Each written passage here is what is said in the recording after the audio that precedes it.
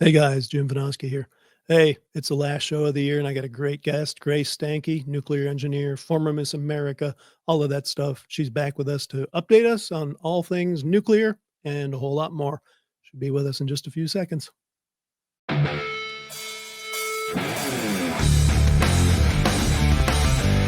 Welcome to Manufacturing Talks with Jim Vanosky. Industry has a million cool stories, and Jim talks to the movers and shakers who are making them happen. Let's dive in.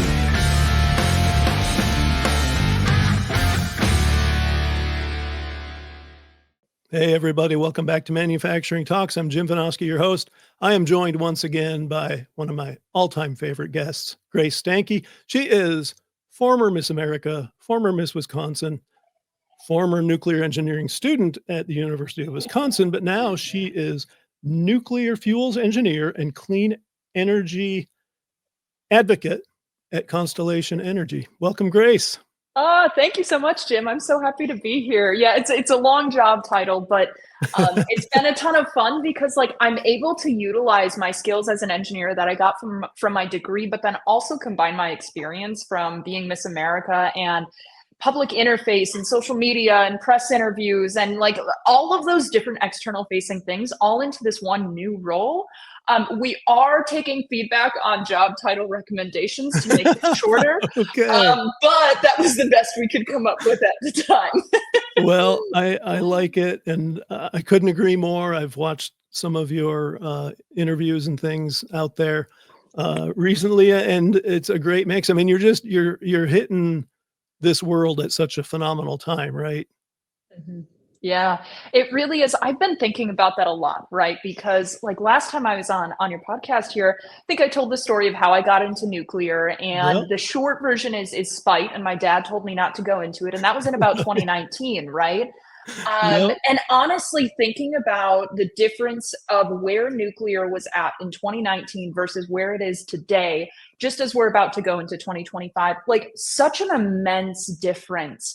Yep. Honestly, had I known what I know now about nuclear and paid as much attention and had the background knowledge, back in 2019, I might have agreed with my dad that it wasn't the right thing to go into. But, things happened, still ended up going into it.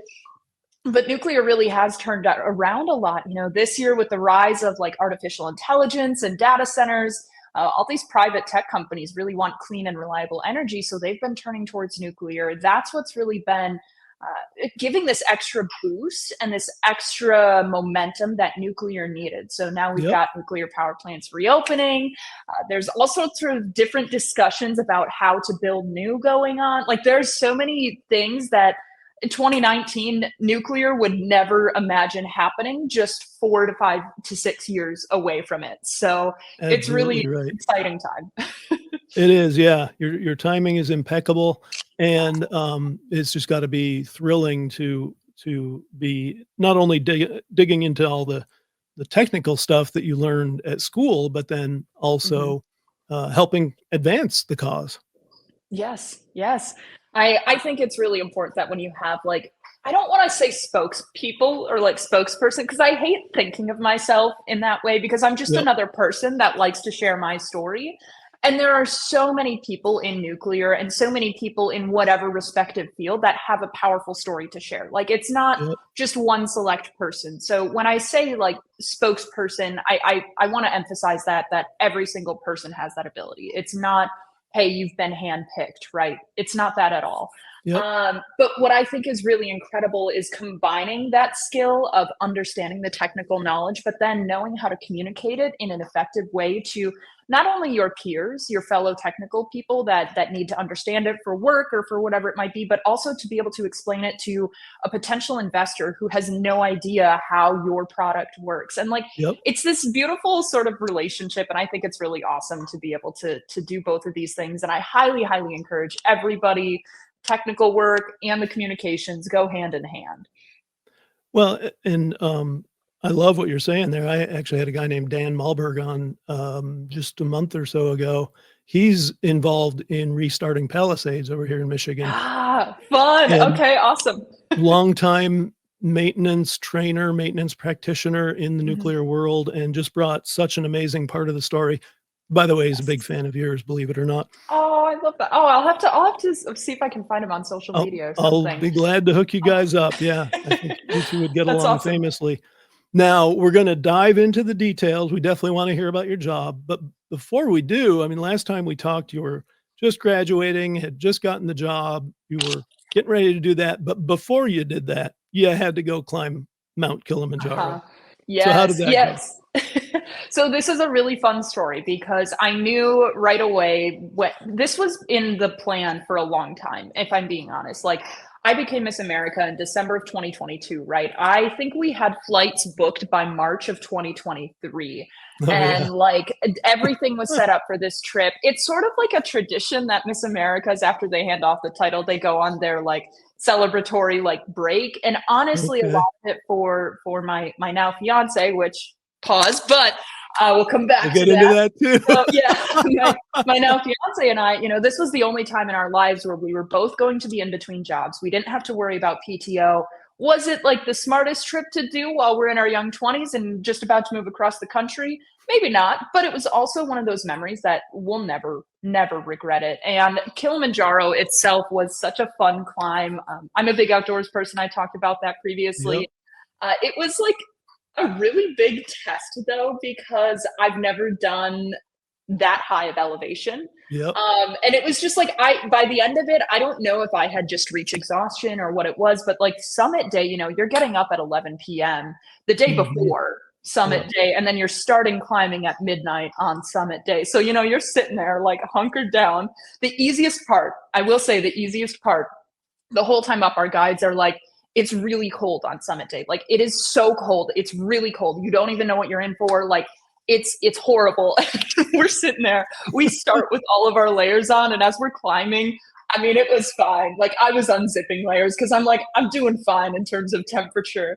But it was truly tremendous. I've never really gotten to the point on my own 2 feet where I've been able to look out and you start to see the curvature of the earth as the Oh, sun wow. is rising over the Serengeti. And then shortly after the sun rose, my fiance now, he proposed then at the top of Oh, get Kilimanjaro. out of So here.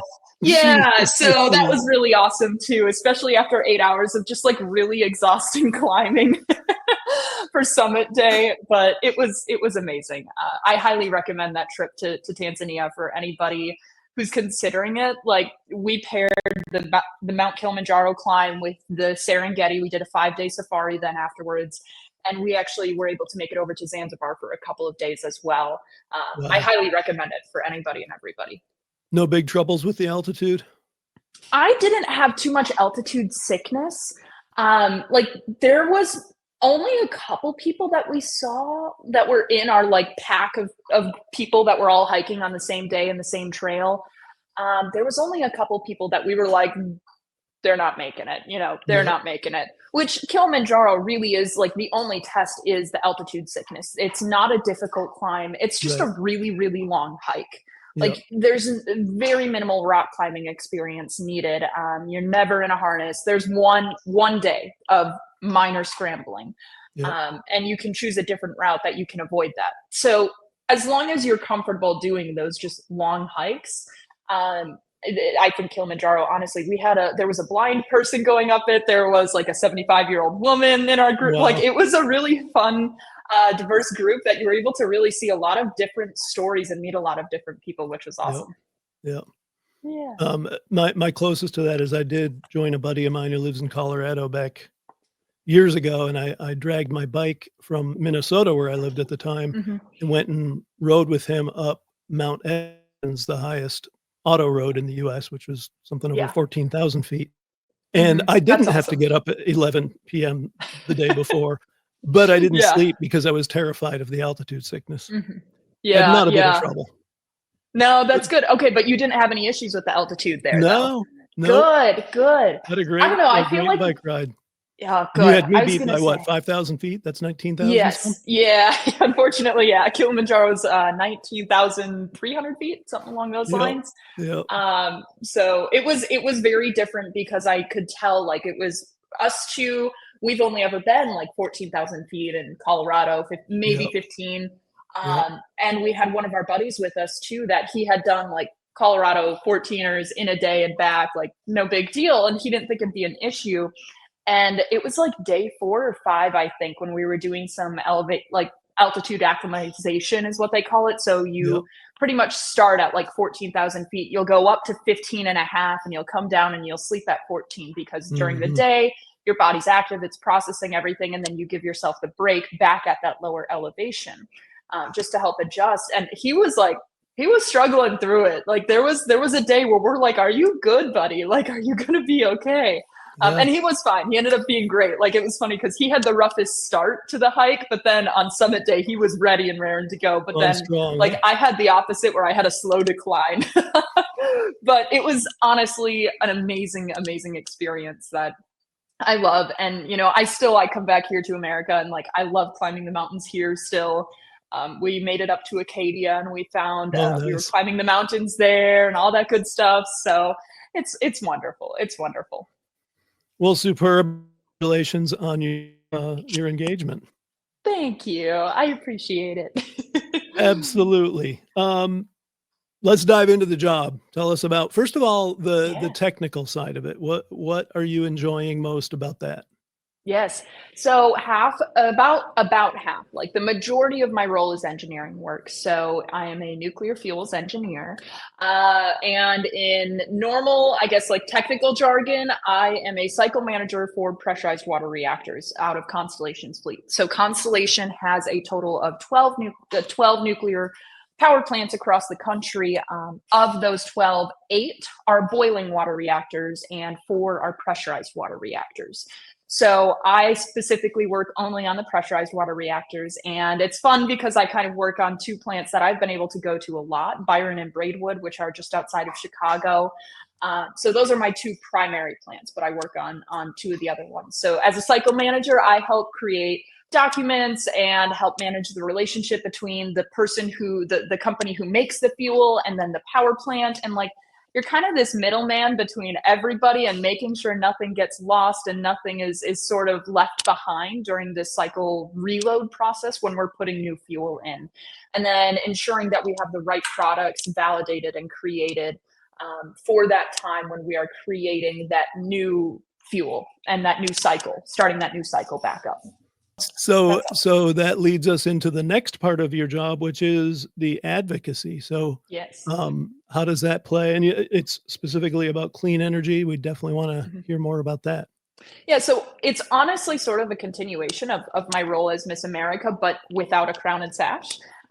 Which is super fun for me because I think that there's so much that people have to offer that Miss America sort of opened up the door. And now it's really, I'm in the place where I've stepped through the door, right? Well, and you can pull off the hard hat and high vis a lot exactly, better, right? Exactly.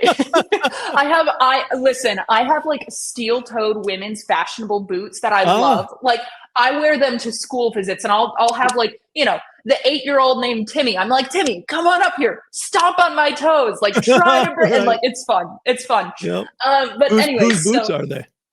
It's a brand called Xena. It's a Texas-based brand, so Xena. Yes. And I've loved them. Like they have been. When you said you had fashionable boots, I figured it was them because I wrote about them for Forbes. Oh my gosh! Oh, awesome! I love that. Okay, cool. Yeah, so they've been super awesome. I have like 4 pairs of boots from them, I think, and I love them. Like, it's so great. So, but anyways, so the clean energy advocacy, some of it is like requests that are coming in where they're directly reaching out and saying like, hey, we'd love it if you came and spoke.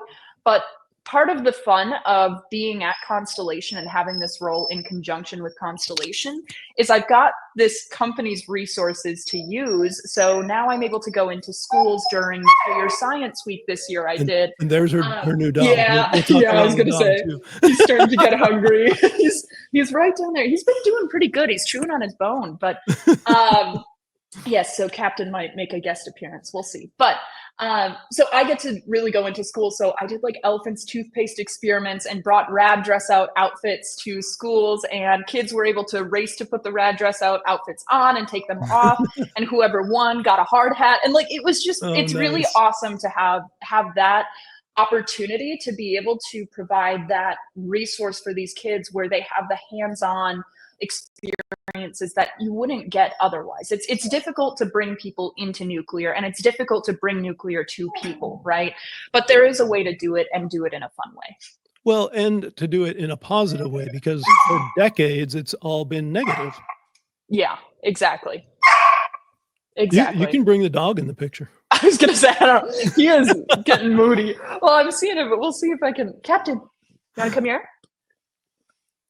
I don't know if he's gonna see. It's a good time, but we'll deal. We'll see. We'll see. I promise he'll be here by like 5:40. Oh, here he is. Captain, come here. Come here, bud. Here, So come here. This is Grace's new dog, a golden retriever. He is 6 months old. He is 45 pounds. He is a He's a good beautiful boy. dog. This is Captain. Yes. He's a good boy. So yeah, he may join us. He is welcome to stay on camera or not as he sees fit. Oh man. No, So, he's a little bit one thing he's I a little wanted bit to too hear big from to be you- a lap dog. No, right, yeah. Probably less so as time goes on, right? Yeah. One thing I wanted to hear Awesome. now that you've been on the inside for a little while is, where do you see things standing with nuclear? Because like I said, it was so negative and Mhm. not a thing for the longest time, and now it's suddenly become a thing. Yeah. How are people dealing with that, and where do you think it's going here in the next, say, 3 to 5 years? I think nuclear, I'm very optimistic. I've always been an optimistic person. Yep. I think you guys heard that last year. But nuclear has really been taking this momentum and capitalizing on it in the best way possible, because we're having these tech companies get involved. So one, they've got the money, right? Let's just start there. For their needs and for a sort of a customer base. Like, if I'm being completely honest, it is partially, okay, that's going to be a customer base for nuclear power plants moving forward. But then secondly, moving in, I think one thing that was really fantastic, and in September of this year at New York Climate Week, there's always some like big thing that goes on, right? At New York Climate Week, 14 of the world's largest banks agreed that they're open to supporting funding for nuclear power plant new builds. And that's sort of the biggest hurdle that nuclear has is getting the right funding. And we have the supply chain set up because of Vogtle 3 and 4, right? 2 new nuclear reactors that opened in America over the past 2 years. So we've got the workforce to sort of start this sort of chain reaction, for lack of better words in nuclear terms, this chain reaction to allow for exponential growth to have reliable energy on the grid in America. And clean energy too, and it's even more exciting because I think one thing that has become even more true than last year was nuclear has just become an increasingly more bipartisan issue, which here in America, it's really wonderful to have a couple of bipartisan issues, if I'm being honest. So that's one thing that even in the policy realm, like, bills are being passed in almost a nearly unanimous, successful vote in Congress. And that's just like unheard of. It really is unheard of. So I'm super stoked. Like, if I were a young person, if I were that 16-year-old girl that didn't know what I wanted to do with my life, I would for sure want to go into engineering. Would I want to do nuclear specifically? Sure, why not? But I also think mechanical and electrical are totally fine fields to work in nuclear. We need all sorts of different technical roles and backgrounds. I'm talking to people with bachelors in physics and civil engineering and environmental engineering. And then also people with just high school degrees that are high school diplomas that are going straight into operations, right? Like, it doesn't have to be the 4-year degree. So nuclear, I think it's in such a good place right now. And I'll share one quick story. I promise I won't talk too long. But I will confess, I guess, that there was always a small part of me, even last year, as I was speaking about this very publicly, that one thing could go wrong, somewhere in the world, in anywhere. And that could lead to the entire shutdown of the entire nuclear industry globally, right? Like, that was always sort of a question and always a doubt. And it was honestly like April of this year, I was sitting in an all hands at work, And I'll never forget that that's when they announced that Crane was restarting. So one of Constellation's nuclear power plants is restarting, and Yep. it's 3 Mile Island, the unit that did not have the partial meltdown back in Right. 1979, which I feel like is very important to clarify. Yes. It operated cleanly, safely. It was one of the best performing reactors in America until 2019, actually. So Mhm. it only just shut down recently, and it is being brought back online to help service Microsoft data centers. And Yep. to me, I sat there and I was like, okay, this isn't just talk anymore. And I talked about this a little bit last year internally, at least within the nuclear industry. I'm like, guys, we're doing a lot of just talking here. Like, there's got to be some level of partnership and actual movement into this growth direction that we're so excited about and so open about. But somebody's got to be willing to take that step forward, and that really is happening. And it's not just talk anymore. Like, it's action, which is really exciting. Yeah. Well, and you mentioned Vogel. That's some excellent recent startup action. And then I mentioned Palisades, which is the plant down here in Yes. Southwest Michigan. Yes. that shut down. Okay. I have a question for you, Jim. Okay. Which one do you think is going to restart first, Palisades or Crane? I haven't seen the timeline for 3 Mile Island. Palisades, what I heard from Dan is they're on track to deliver power in 2025. Oh, wow. Okay. Exciting. Is that commercial power generation? That I don't know. So All right. that's the Interesting. question. Okay. Yeah, we'll have I to love it. revisit that. Yeah. But I mean, just those alone, I mean, that's never happened ever in the country before, that a nuclear plant has shut down and restarted. Now we've got a couple of them. Correct. Yeah. So It's you must have exciting. succeeded then in convincing your nuclear peers to actually move rather than just talk. Well, I think there was a lot of things at hand there. There's a For lot of sure. other conversations that go on behind closed doors that, I wasn't aware of at the time, that I think was just like the timing right now between a lot of youth public support for nuclear. I think one thing that I'm loving seeing right now is, I feel like 2 years ago, 3 years ago, there was only a couple of like people who would actively post very pro nuclear content on social Right. media. Yep. And now, I mean, like, I find new people that are making like new pages and posting content and sharing their story, and they're young people in school or studying for their PhD or working in the industry. And like, it's really cool because it's not just like 5 or 6 people, it's Mhm. dozens, up to hundreds of people doing this now, which I like, Mhm. makes my heart happy and my little Gen Z heart happy, I guess, in some ways. But it is really awesome. Nuclear is in a great place right now. That I think our biggest goal now is going to be maintaining this momentum, but also Yep. continuing to persevere moving forward. Right, we've Yep. got to make sure that we can go through and continue safe and excellent operation of our existing fleet and continue maintaining it well.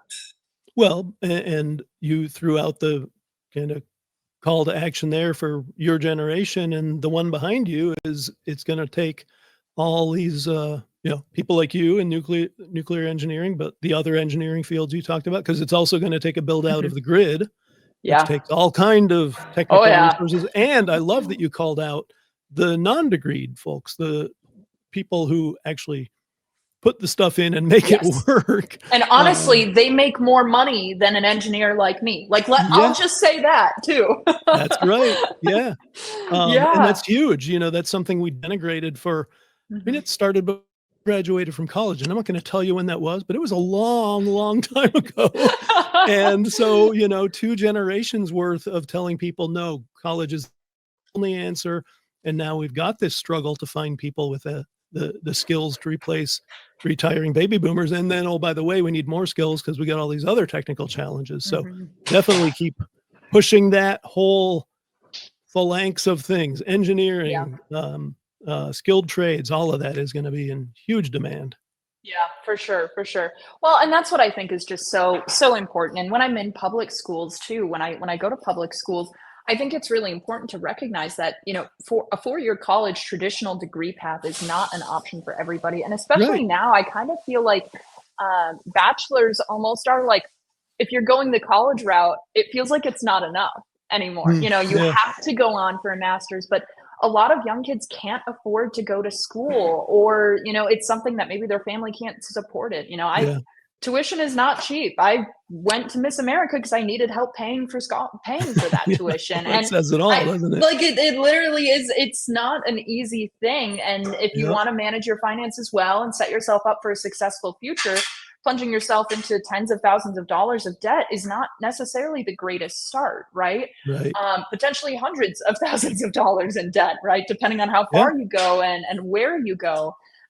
So for a lot of people, college isn't an option. And it's been really fun because it I think when a lot of kids recognize that, when a lot of high schoolers sit down and say, like, I don't think I can do a 4-year degree, or I don't think this is like the right Mhm. path for me, then they feel this impending doom that they're not going to be successful in life. But the reality is that you can choose your options of success, right? You can create Yep. your own success, and your success is fueled by your happiness. Like that's what it is at the end of the day. Your success does not fuel your happiness. And I think this is just like a life advice from Grace moment, apparently. Yeah. But your happiness fuels your success, right? So I what are I you couldn't doing? agree more. Yeah. Yeah. So it's something that I think is really good to address, is that there's different positions and roles for people of all different education levels, all different backgrounds, like Yep. literally any type of job, any type of degree. There is a place in nuclear specifically. I will always give a little shout out to nuclear, but honestly, I'd say even Sure. the power sector as a whole. Yep. Good deal. I have one more technical question. When you were here last time, you were very bullish on fusion. Now you've been in the industry for quite a few months. What are you Yeah. seeing out there from other people, and are Yeah. you still as bullish?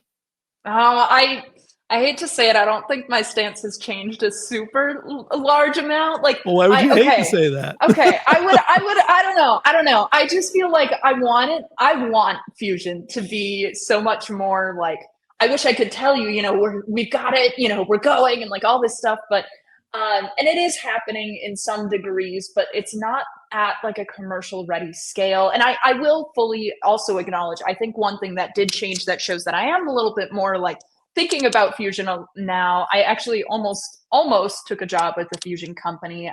They were one of the ones that I was considering, Wow. and I think that that's something that like it says a lot, because for me personally, like I wasn't really looking for something that was necessarily like a startup feel. I wanted something that was well established. I wanted something that I knew would have a future, and that there was a reliable strategy, thought process, company behind, and everything like that, which I think is just something that says a lot about where fusion is going. Is we're seeing more than just a bunch of grad students sitting in the basement of a university creating things. It really is taking over the I don't want to say startup world, but we've got all of this like strange money that's getting thrown at fusion, which I think is really cool and exciting because it needs it. And I think it's awesome, because I promise you, the people you don't think are donating to fusion, they probably are. Like, that's Mm. the thing about it, that I'm just like, this is a wild time that they've got going on. So I'm very supportive of it. I used to work in a fusion lab. I do think that it is the ideal energy source. I think it is the holy grail of energy and all of that. Yeah. Um, but do I think we have a commercial nuclear fusion reactor coming online in the next decade, in the next 20 years? I don't know. I'm not willing to say, especially not the 10 years. I can promise you Yeah. that one. Yeah. 20 years, that would be amazing. Like, I will put it on my gravestone, then that, all right, 20 years they did it. I don't know. Well, we don't need to be talking about your gravestone. I mean, you got a Oh, it's wedding a long plan ways first, away. right? Yeah, long ways away still. I got Well, a dog to take have you care set of, a wedding guys. date? Yes, August 2nd of next year. So Whoa, okay. yeah. Moving quickly. I like that.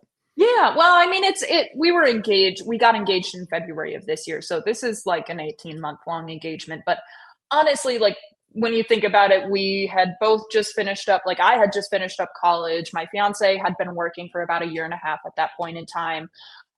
We did the Tanzania trip, and then we moved across the country. And like, when I say we moved across the country, I'm not kidding you. When I say we had zero furniture, we showed up to this apartment with a bunch of water skis. Like, and when I say a bunch, I mean a bunch of water skis and clothes. And like, that was about it. We had a couple pots and pans, but I'm not kidding you. We were in Valley Forge in Pennsylvania, like talking about silverware. And do you realize how intense of a decision silverware is? Because you don't change your silverware ever. Like once you pick it, you live with it kind of thing. So I'm like, we're sitting there like, this is an intense decision about silverware. Well, but it is something that is exciting. So I can tell you, while it's not been many changes now, I made my wife wait 3 years with our engagement, but we just celebrated 35 years last month. Congratulations. Thank you. And I wish Congratulations. you and your fiance every bit as much happiness and successes as we've had. We did change silverware at least a couple of times in that long time frame. It's good to know, because I feel like I lost the battle on the silverware. So. Oh, yeah. There's hope. Okay, good. It might take a while. Oh, that's okay. That's okay. We got a lot of changes that'll happen between now and the next time we get silverware. Well, is there anything that I hit on that you've learned in your time out in the workaday world? Okay. This is another nuclear specific thing, but one thing that I think is worth talking about in terms of advancements, in terms of like what our fuel is actually going to be doing. There's all sorts of different experiments going on with accident tolerant fuel, which is a really special, hi bud, like a very fun new sciencey thing, and also high assay low enriched uranium fuel. So that's called HALEU fuel, is that acronym, because every industry loves their acronyms, right? Yeah. Those are the two things that, from a day-to-day person, you think about a nuclear power plant that's been around since the 70s and you're like, wow, it can't really have changed that much. But the reality is it's changed a ton. And now we're looking at changing these power plants. A lot of them are already operating on 2-year cycles. That's one of the projects that I'll be working on within my time at Constellation is expanding these cycle lengths from 18 months to 24 months. And like, I just think that is so cool that we've got this level of innovation and project success going on. And modernization in nuclear power plants today. Agreed.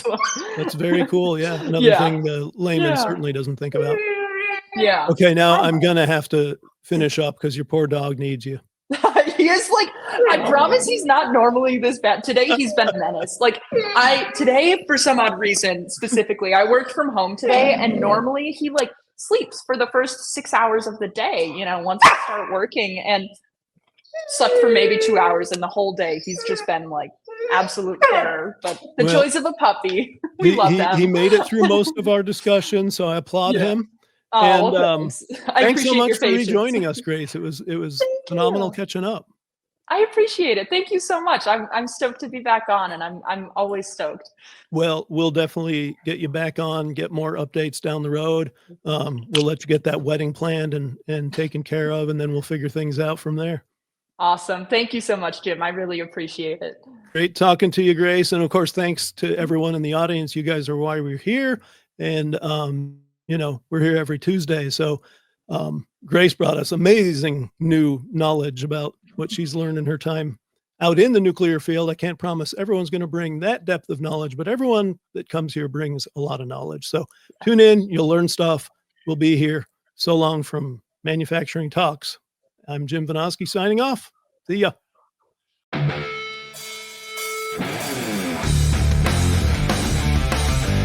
Thanks for tuning in to Manufacturing Talks with Jim Vinosky.